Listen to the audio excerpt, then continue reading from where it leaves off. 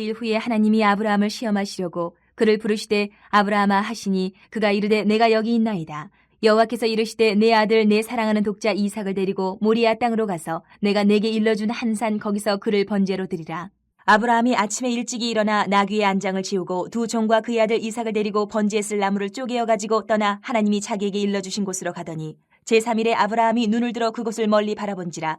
이에 아브라함이 종들에게 이르되 너희는 나귀와 함께 여기서 기다리라. 내가 아이와 함께 저기 가서 예배하고 우리가 너희에게로 돌아오리라 하고 아브라함이 이에 번제나무를 가져다가 그의 아들 이삭에게 지우고 자기는 불과 칼을 손에 들고 두 사람이 동행하더니 이삭이 그 아버지 아브라함에게 말하여 이르되 내 아버지여 하니 그가 이르되 내 아들아 내가 여기 있노라. 이삭이 이르되 불과 나무는 있거니와 번제할 어린 양은 어디 있나이까. 아브라함이 이르되 내 아들아 번제할 어린 양은 하나님이 자기를 위하여 친히 준비하시리라 하고 두 사람이 함께 나아가서 하나님이 그에게 일러주신 곳에 이른지라. 이에 아브라함이 그곳에 제단을 쌓고 나무를 버려놓고 그의 아들 이삭을 결박하여 제단 나무 위에 놓고 손을 내밀어 칼을 잡고 그 아들을 잡으려 하니 여호와의 사자가 하늘에서부터 그를 불러 이르시되 아브라함아 아브라함아 하시는지라. 아브라함이 이르되 내가 여기 있나이다 하매 사자가 이르시되 그 아이에게 내 손을 대지 말라. 그에게 아무 일도 하지 말라. 내가 내 아들 내 독자까지도 내게 아끼지 아니하였으니 내가 이제야 내가 하나님을 경외하는 줄을 아노라. 교회 소식을 전해드리겠습니다. 예배 시간 10분 전에는 도착해서 은혜를 사모하면서 예배로 나가기를 바랍니다. 오늘도 전도용품이 준비되어 있습니다. 주님께서 우리에게 마지막 남기신 것이 복음 전파의 사명입니다. 또 가시는 길에 복음 전하시기를 바라고 매일 성경 큐티를 권면합니다. 모든 성도가 매일 같은 말씀 묵상하고 나누는 것이 우리가 하나됨의 정말 중요한 한 부분입니다. 그래서 매일매일 홈페이지에 큐티 말씀 나가기도 하고 주보에도 있고 또 큐티 책을 또 구입하셔서 매일 또 말씀을 묵상하는 시간으로 경건의 시간들을 만들어 가시기 바랍니다. 오는 7월 7일은 7월 첫 번째 주일 온가족 새벽 예배로 드리는 날입니다. 그래서 모든 성도들이 다 같이 참석하시고 또 자녀들도 깨워서 함께 와서 또 축복기도 받을 수 있는 그런 첫 새벽 예배가 될 수 있도록 매월 첫 주 기억하시고 오는 주일 7월 첫 주일 온가족 새벽 예배로 오전 5시에 예배를 드립니다. 그리고 오는 주일 7월 7일은 또 맥주감사 주일입니다. 기억하시고 맥주감사절 상반기 우리가 주님 앞에서 받은 은혜들을 다시 한번 되돌아보고 감사하는 마음으로 맥주감사절을 우리가 함께 예배할 수 있기를 바랍니다. 딱 반이 지나갔습니다. 오늘이 6월 마지막 주일입니다. 2024년이 이제 절반이 지나갔습니다. 그래서 맥주감사주일을 준비하시면서 상반기 은혜들을 다시 한번 더 되돌아보는 그런 시간들을 꼭 가지시기 바랍니다. 총회민 노예 소식을 전해드리겠습니다. 2024년도 재건총회 청년 리더십 수련회가 개최됩니다. 청년들이 참석할 수 있도록 권면해 주시기를 바랍니다. 오늘 주간 7월 5일 금요일부터 6일 토요일 1박 2일로 팔공산 평산 아카데미 연수원에서 진행이 됩니다. 꼭 기억하시고 우리 청년자녀들 권면해 주시면 혹시라도 갈 청년들이 있으면 저에게 전화를 주시면 제가 동행해서 같이 다녀오도록 하겠습니다. 자녀들 오늘 저녁에 꼭 좀 권면하시고 참석할 수 있는 자녀들은 저에게 연락을 해주시면 제가 이거도록 하겠습니다. 선교 소식 전해드리겠습니다. 강원춘 선교사님 가족이 입국을 했습니다. 지난 주간에 이렇게 연락을 했고요. 우리 교회에서는 7월 28일 7월 마지막 주일날 오셔서 우리 교회에서 독일에서 지금까지 상반기 또 선교하셨던 선교 상황들을 우리와 같이 나누는 시간을 가지도록 하겠습니다. 위해서 기도해 주시기를 바랍니다. 그리고 방문 목적이 있습니다. 기억하시고 위해서 기도를 많이 해주시면 좋겠습니다. 스페인이라는 나라의 격언 가운데 속담 가운데 아주 흥미로운 속담이 하나 있었습니다. 이런 말이 있어요. 하나님은 어디에나 계실 수 없기에 부모를 만드신다. 어떠세요? 스페인 속담인데 이해가 되세요? 물론 우리 성경적으로 보면 이 수용이 안 되는 틀린 말이에요. 왜냐하면 하나님은 어디에든지 계시는 분이십니다. 무소부재한 분이신데 하나님은 어디에나 계시지 않기 때문에 부모를 만드셨다. 이 말은 성경적으로 맞지 않습니다. 그럼에도 불구하고 여기서 우리가 얻을 수 있는 교훈은 뭐냐면 부모의 역할이 이 정도로 하나님의 역할과 유사한 면이 있다는 그 의미는 우리가 받을 수가 있어요. 하나님의 어떻게 보면 위임을 받은 위임자와 같은 역할이 부모에게 있다라는 의미가 이 속에 포함되어 있습니다. 그런 의미에서 부모는 하나님의 그림자다라고 이렇게 표현할 수도 있을 것 같습니다. 그래서 오늘 본문에서 우리는 이 진리를 한번 확인해 보려고 해요. 오늘 본문 너무나 많이 들은 얘기고 잘 아시는 얘기일 겁니다. 아브라함이 하나님의 갑작스러운 말도 안 되는 명령을 받아서 독자 이삭을 바치러 모리아산에 가서 정말 칼로 찔러서 제물을 삼으려는 그 장면이 너무나 유년부 아이들도 많이 듣는 본문의 말씀입니다. 여기서 우리가 새로운 교훈을 받아보려고 합니다. 우리는 이 사건에서 나타난 아브라함의 모습에 오늘 좀 집중했으면 좋겠어요. 이 아브라함의 모습을 통해서 부모인 내 모습도 살펴보고 또 필요하다면 나의 부모님의 모습도 한번 살펴보고 그렇지만 거기에 머물지 않고 오늘 이 본문에서 우리가 한 걸음 더 나가고 싶은 것은 부모의 모습, 그 나의 모습이든지 나의 부모님의 모습이든지 그 부모의 모습을 통해서 궁극적인 아버지 대신 하나님의 그 모습을 우리가 살피는데 이 말씀의 목적을 딱 두고 말씀을 드렸으면 좋겠습니다. 먼저 부모의 모습, 이 오늘 아브라함의 이 모습에서 나타난 모습은요, 여러분 이런 건 느끼셨는지 모르겠지만 이 본문을 읽으시면서 사랑의 모습이 있어요. 아들을 잡으려는 부모 입장의 모습을 보면서 사랑의 모습을 발견하셔요. 아브라함은 아들 이삭을 너무너무 사랑했습니다. 오늘 본문에 의하면 정말 너무 사랑했어요. 어느 정도냐면 우상이 될 만큼 사랑했어요. 우상이 될 아들. 이 모습 어디서 많이 들으신 것 같잖아요. 오늘날 대한민국의 부모들이 자기 자녀가 우상이에요. 자기 자녀가 우상. 그래서 하나님께서 아브라함을 부르십니다. 그런 모습을 보고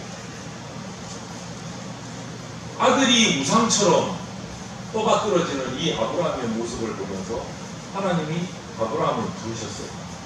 왜? 하나님이 주신 아들이 우상이 되어가는 아브라함에게 하나님이 주신 아들을 다시 하나님 앞에 올려줄 수 있는가를 시험하시고,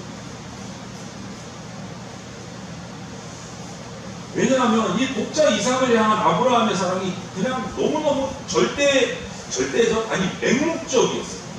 자녀에 대한 사랑. 어떠세요? 저와 여러분들은 그렇지 않습니까? 혹시 저의 부모님의 나에 대한 사랑이 혹시 이 정도로 맹목적이지는 않았습니까? 한번 생각해 보세요. 나의 부모님, 아니면 내가 나의 자녀를 사랑하는 사랑이 지금 아브라함 같지는 않은지 한번 생각해 보십시오. 그런 부모에게 하나님이 말씀하신 거예요. 너 자녀 내가 줬잖아. 다시 돌려줘. 라고 말씀하십니다. 다시 돌려줘. 그것을 시험하십니다. 여러분, 아브라함 경우와 그런 거 아니잖아요. 저나 여러분도 똑같아요. 금방 말씀드립니다. 우리 부모님은 다를까요? 아니요. 우리 부모님도 똑같아요. 맹목적인 사랑, 자녀에 대해서. 여러분, 자식을 우상처럼 사랑하시는 우리의 아버지, 어머니, 또 저와 여러분.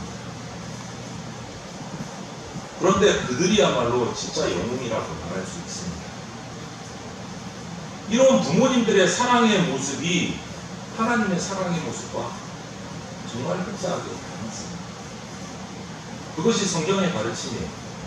이사야 선지자의 그 글을 보면, 이사야서 49장 15절에 보면 이렇게 말씀이 적혀져 있습니다.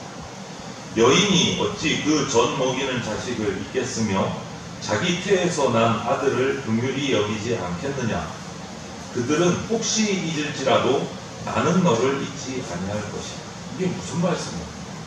육신의 부모가 자녀를 잊지 않을 정도로 그렇게 사랑하는데 혹시 그들이 잊을 정도가 돼도 나는 절대 너희를 잊지 않는다. 이거 누구의 말씀이야? 하나님. 하나님의 사랑을 얘기하는 거예요. 부모의 모습을 볼 때. 어머니의 사랑을 능가하는 하나님의 사랑을 말하고 있는 말씀입니다. 그래서 신약에서 사도 요한은 이렇게 말하죠. 우리가 너무나 잘 아는 말씀이에요. 요한일서 4장 8절에 있는 말씀. 하나님은 사랑이시다. 딱 이걸로 확장을 했어요. 더 이상 군더더기가 없어요. 하나님은 사랑이시다. 도장 쾅. 끝이에요. 하나님은 사랑이시다. 사랑하는 여러분, 이런 부모님의 사랑의 모습을 통해서 하나님의 사랑을 우리가 발견하여야 합니다. 오늘 저와 여러분의 마음속에 이 하나님의 사랑의 모습이 각인되게 됩니다. 또 한 가지 부모님의 모습에서 발견할 수 있는 하나님의 모습은 희생. 참된 사랑은 어디에서 표시가 날까요? 희생하는 모습에서.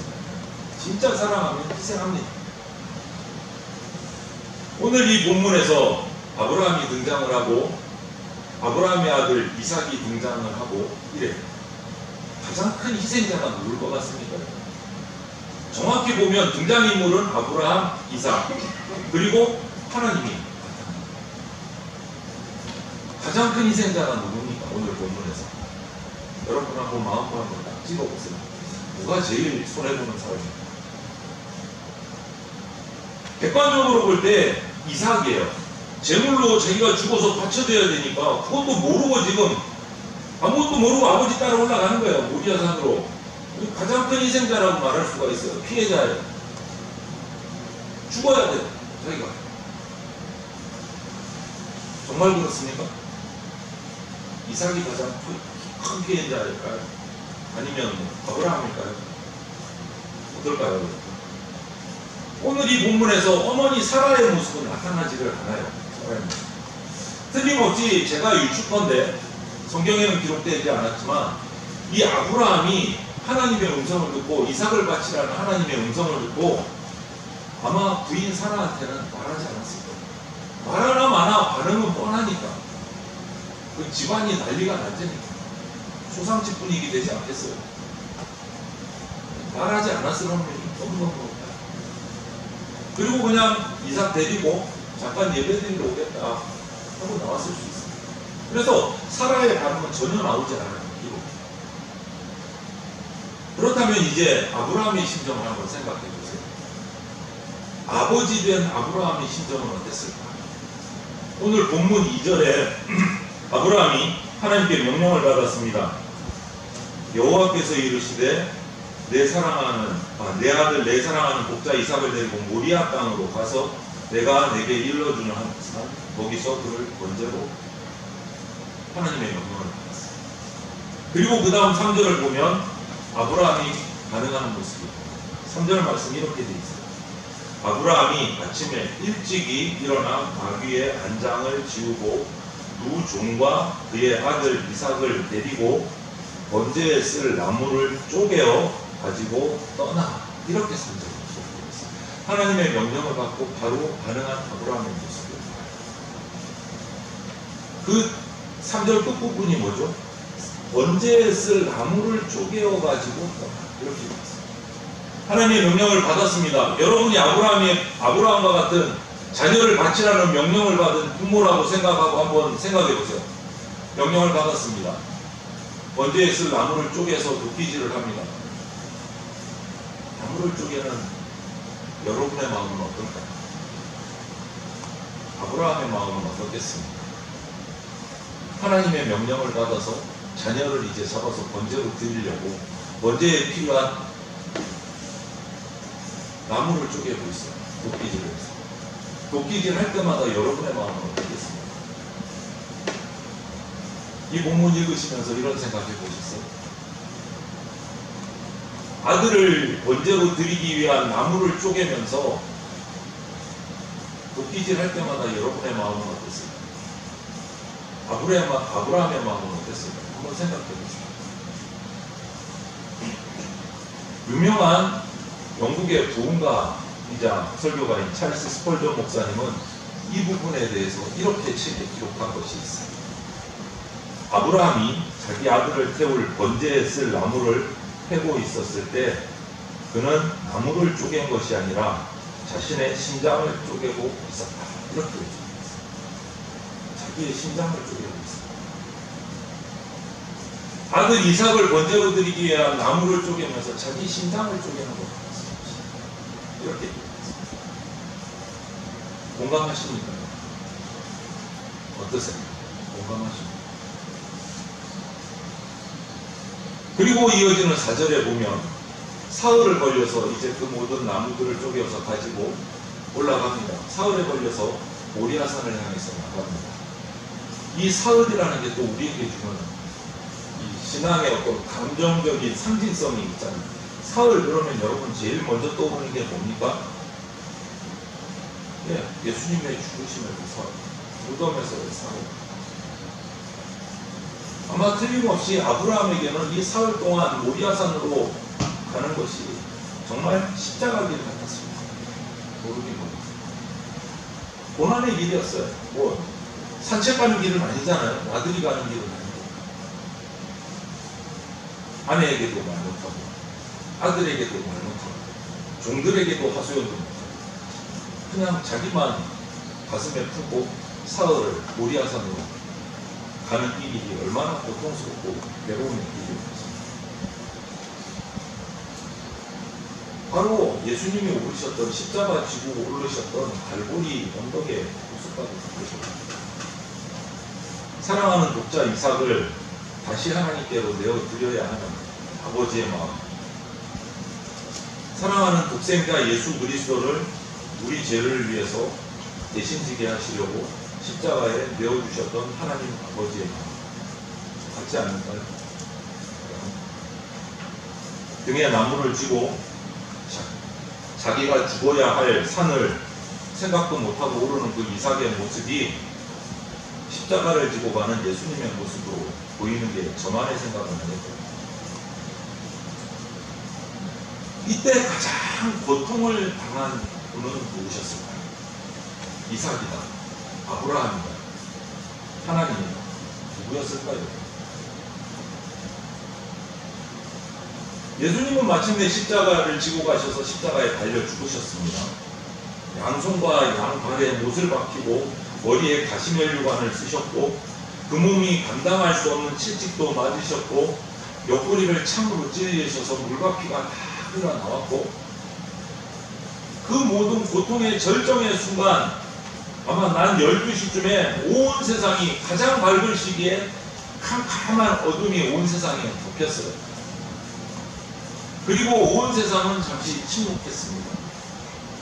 그 대낮에 정오 12시에 그 세상을 어둠이 덮었고 침묵이 덮었어요. 이게 무슨 의미일까? 하나님 아버지의 침묵, 하나님 아버지의 독생자 아들을 십자가에 내어놓은 하나님 아버지의 고통이라고 전합니다. 사랑하는 성도 여러분, 우리는 부모님의 희생을 기억할 수 있어야 합니다. 아니, 부모님의 그 희생 내부에 사랑하는 독생자 예수 그리스도 외아들을 우리를 위해서 내어주신 하나님 아버지의 희생을 우리는 기억할 수 있습니다. 오죽하면 예수님은 주님의 만찬에 참여할 때마다 이 희생을 기억해야 된다. 이 희생을 잊지 말아라. 그러면서 성찬식을 우리에게 제정을 하고 가셨습니다. 성찬식을 하는 이유가 뭡니까? 그냥 떡 먹고 포도주 마시는 게 기쁨으로 하라고 성찬식 하는 거 아니잖아요.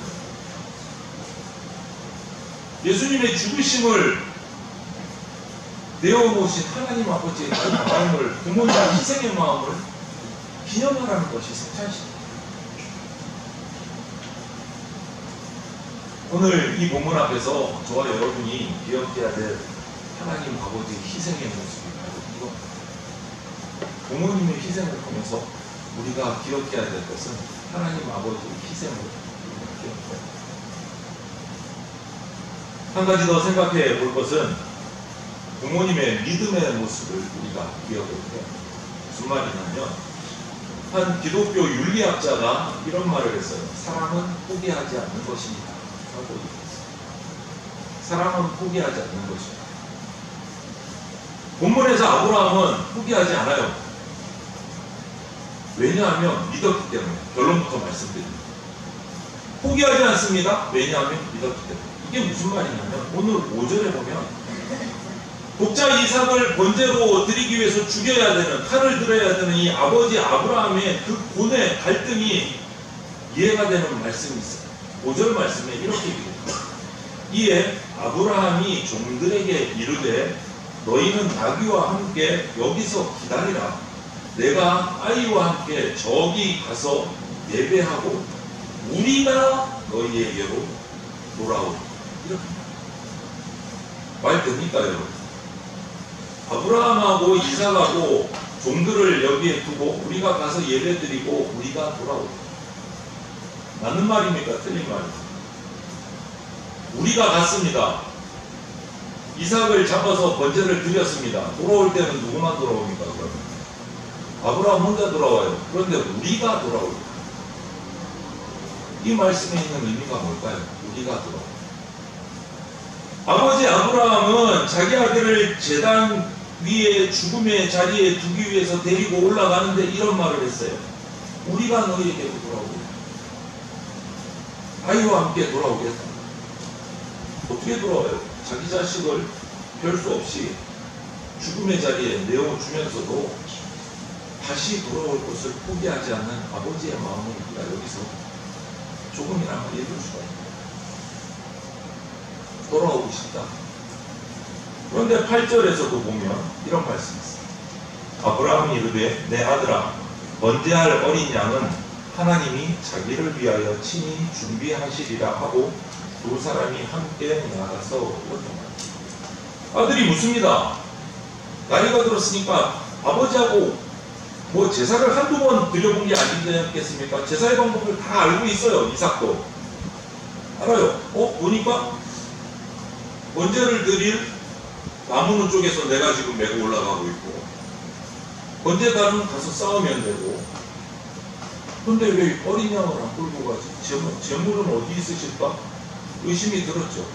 이삭도 뻔히 아는데 재물이 있어야 되는데 가장 중요한 재물이 없어요. 그래서 아버지한테 질문을 던진 겁니다.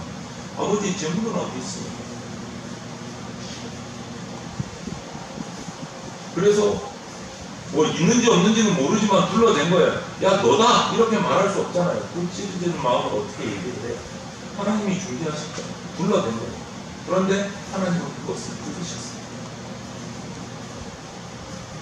명백한 상황 속에서 아들 이삭이 제물로 드려줘야 하는 순간인데 하나님께서 준비하십니다.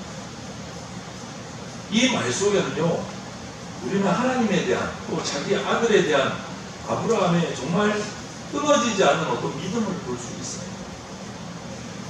역설적인 믿음이지만 물론 하나님의 명령 이것을 따르자 하니 아들이 죽어야 되고 아들을 살리자니 하나님의 명령에 불순종해야 되고 이러지도 저러지도 못하는 이 상황.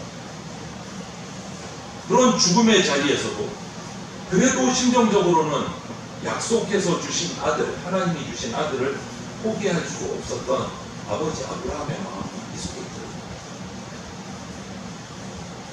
여러분, 이 복잡한 이러지도 저러지도 못하는 갈등 속에 있는 이 아버지 아브라함의 여러분, 이 마음이 어땠을까요? 그 마음을 표현한 성경이 신약에 나와요. 히브리서 11장에 보면 11장 17절 18절에 보면 이렇게 얘기해요. 아브라함은 시험을 받을 때에 믿음으로 이삭을 드렸습니다. 여러분 대단하죠? 믿음으로 이삭을 드렸습니다. 그는 약속들을 받은 자로 돼 그 외아들을 드렸느니라. 그에게 이미 말씀하시기를 내 자손이라 칭할 자는 이삭으로 말미암으리라 하셨습니다. 여러분 이 말씀만 들어도 깜짝 놀라는데 더 깜짝 놀랄 말씀이 그 다음에 있어요. 19절에 보면 그가 하나님이 능히 이삭을 죽은 자 가운데서 다시 살릴 줄로 생각한지. 이것이 아브라함의 믿음이었어요. 히브리서 11장 19절 믿음장에 나왔습니다. 하나님이 능히 이삭을 죽은 자 가운데서 다시 살리실 줄로 생각한지라 비유컨대 그를 죽은 자 가운데서 도로 받은 것이니라. 이렇게 얘기해요. 아브라함은 그 믿음이 있었던 거예요. 내가 지금 하나님 명령에 순종하기 위해서 하나밖에 없는 이삭을 번제단에 칼로 찔러서 번제를 드리지만 하나님이 주신 아들이기 때문에 다시 살려주신 거예요. 이것이 아브라함의 믿음이었어요. 그러면 하나님 말씀에 순종도 하고 하나님이 다시 살려주시면 아들을 다시 얻고 둘 다 된다. 그 믿음이었어요. 하나님에 대한 결국 불순종을 할 수 없다. 하지만 하나님이 다시 살려주실 것이다. 이것이 아브라함의 믿음이었어요. 여러분 어떠세요? 여러분 자녀에 대한 하나님의 명령에 순종하실 수 있겠습니까? 그리고 다시 살려주실 줄로 믿으시겠습니까? 아니면 아예 불순종하고 끝내겠습니까? 나는 차마 죽일 수 없어. 이러시겠습니까? 어느 쪽을 택하시겠습니까? 쉽지 않죠, 여러분. 오늘 아브라함을 통해서 부모의 모습을 발견하고 그 부모의 모습을 통해서 하나님의 모습을 발견하시게.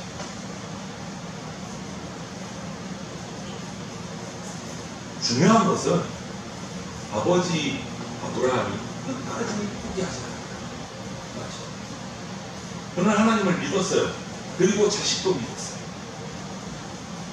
하나님 안에서 그 자식에게 하나님이 주신 약속을 믿은 거예요. 지금 죽어도 하나님이 분명히 자녀를 통해 이삭을 통해서 주신 약속은 반드시 이루신다. 그거를 믿었어요. 자식은 누구를 통해서 민족을 이루겠다고 약속해 주셨습니까? 독자 이삭을 통해서. 하나님이 주신 약속을 하나님이 약속 저버리지 않는다. 그 믿음이 있습니다. 내가 지금 하나님 앞에 명령을 따라 이삭을 잡아 죽여서 번제로 드릴지라도 하나님은 반드시 어떻게 하든지 그 약속을 이루실 것이다. 그 믿음이 있습니다. 하나님이 그를 위해서 예비하신 궁극적인 그 약속, 민족을 이루겠다 하는 그 기업의 약속을 확신하고 있습니다. 그렇다면 그리스도인 저와 여러분도 믿어야 합니다. 아브라함처럼 믿으십니다. 하나님을 믿습니다. 하나님의 사랑의 모습, 희생의 모습 믿어야 됩니다. 그리고 여러분 자녀들을 신뢰하셔야 됩니다. 하나님 안에서 자녀들의 복된 장래를 반드시 믿으십시오. 그리고 기도하십시오. 주 안에서 자녀들을 양육하십시오. 그때 하나님이 기업으로 주신 자녀들은 죽지 않습니다. 망하지 않습니다.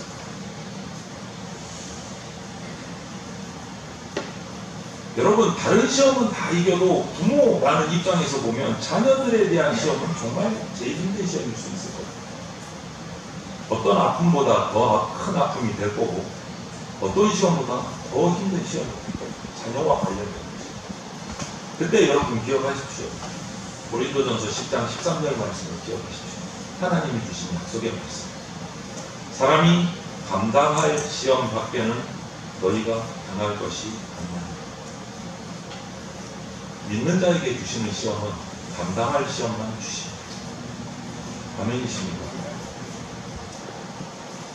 오늘 본문 첫 구절을 다시 한 번 더 기억하십시오. 22장 1절 말씀.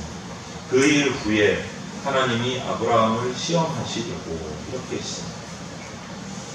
이 시험 이전에 독자 이삭을 바치라는 시험에 그 시험이 오기 그 전에 하나님께서 여러 차례 아브라함에게 테스트를 하셨습니다. 시험을 치게 하셨습니다. 아비 친척 고향을 떠나라는 시험을 시작으로 해서 여러 차례 시험을 거치셨습니다. 그리고 그 시험을 다 겪어왔습니다. 그리고 마지막 가장 최종 시험, 그것이 오늘 22장 독자 이삭을 바치라는 시험. 그래서 그 일 후에 라는 이 말은 독자 이삭을 바치라는 시험 이전에 거쳐온 많은 시험들을 그 일 후에 하고 독자 이삭을 바치라는 시험을 얘기했습니다. 지금까지 겪어온 여러 다양한 어떻게 보면 독자 이삭을 바치라는 그 시험에 비하면 자질구레한 시험들을 통해서 아브라함은 조금씩 성장해왔고 훈련되어왔고 신앙이 변화되어 왔어요.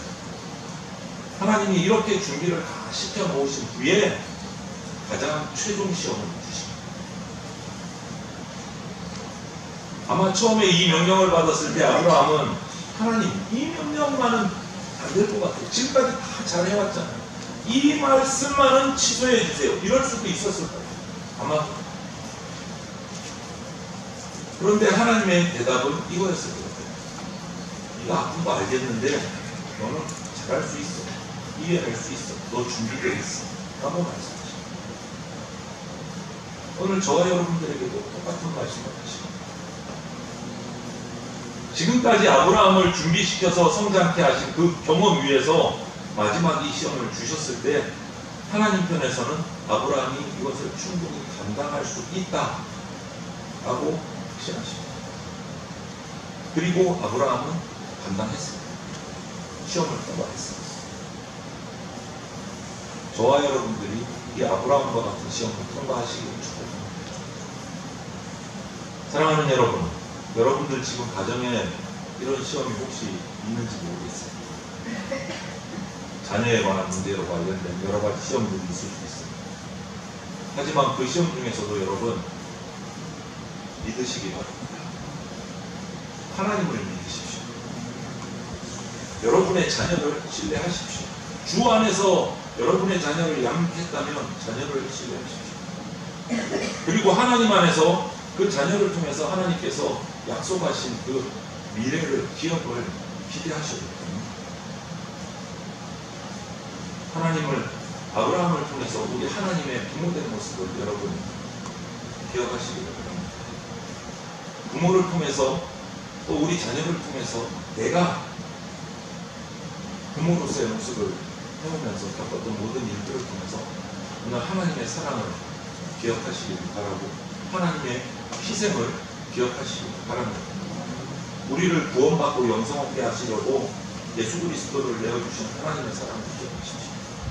그 하나님의 그 믿음, 기대 때문에 저와 여러분이 부족하지만 연약하지만 그럼에도 불구하고 오늘 여기까지 올 수 있었다는 것을 인정하고 기억하시길 바랍니다. 결론적으로 저는 두 가지 결심을 사랑하는 여러분들에게 도전을 하고 싶어요. 첫 번째는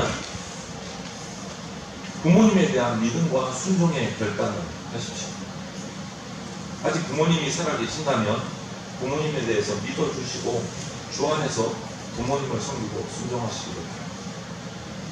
두 번째로 하나는 내가 부모라면, 내가 부모 되었다면 주 안에서 우리 자녀들을 좀 더 믿어주십시오. 자녀를 믿어주셔야 돼요.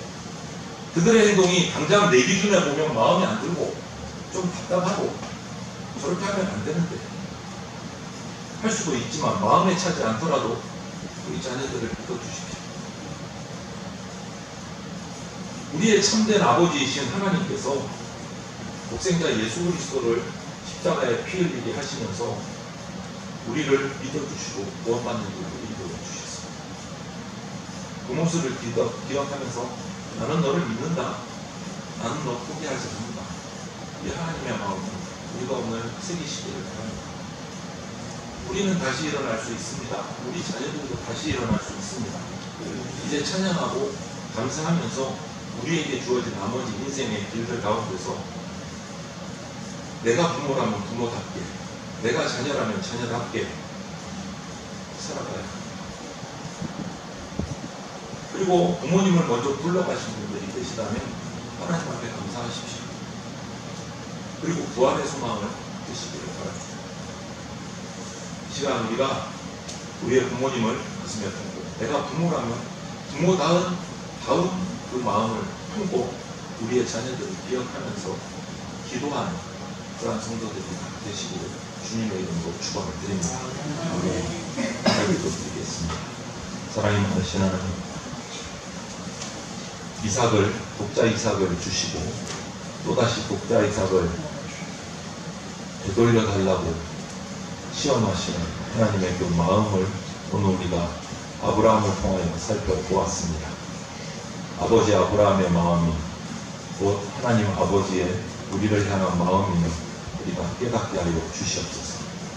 우리를 사랑하시고 우리를 위해서 한없이 희생하시고 우리를 믿어주시는 참 아버지 되신 하나님의 마음을 우리가 닮아가게 하여 주시옵소서. 우리의 부모를, 또 내가 부모이고 우리의 자녀를 사랑하고 희생하고 믿음으로 주 안에서 살아갈 수 있고 양육할 수 있는 지혜를 우리 가운데 베풀어 주시옵소서. 감사드리며 예수 그리스도의 이름으로 기도드립니다. 아멘. 주 예수 그리스도의 피 묻은 십자가 은혜와 독생자를 보내주신 하나님 아버지의 그 크신 사랑과 지금 이 순간에도 역사하고 계시는 성령님의 보호 인도하심이 우리의 참 아버지 되신 하나님의 사랑과 희생과 믿음의 모습을 기억하면서 육신의 부모와 자녀를 주 안에서 사랑과 희생과 믿음으로 돌보기로 결단하는 대전 장로교회 성도들과 모든 주의 백성들 머리 위에 영원토록 함께 있을지어다. 아멘.